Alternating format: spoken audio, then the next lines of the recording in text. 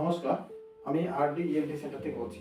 আমার অনেক পেশেন্টই আমাকে জিজ্ঞাসা করছেন যে কানের মধ্যে খোল জমলে আমরা ভাবে বুঝতে পারবো যে কানে এবার খোল হয়েছে। কারণ কানের এমন স্ট্রাকচার ভেতরের দিকে যে অনেক ভেতরের দিকে থাকে, সেটা স্বাভাবিকভাবে দেখা যায় না।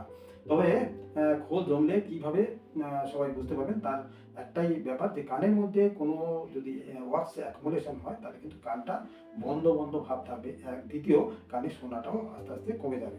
যদি ওয়াক্স বেশি পরিমাণ অ্যাকুমুলেট হয় তাহলে কিন্তু কানের মধ্যে ইনফেকশন হবে এবং তার ফলে এখানে ব্যথা হতে শুরু করবে। তো কানের মধ্যে ব্যথা হওয়া, কানটা বন্ধ বন্ধ ভাব থাকা এবং কানে শোনাও খুব কমে যাওয়া, এরকম যদি হয় তাহলে বুঝতে হবে যে কানের মধ্যে ওয়াক্স হয়েছে। তাছাড়া আরেকটা প্রবলেমও হতে পারে, কানে যদি বেশি পরিমাণ ওয়াক্স ইম্প্যাক্টেড হয় তাহলে কিন্তু টিনিটাস পর্যন্ত হতে পারে।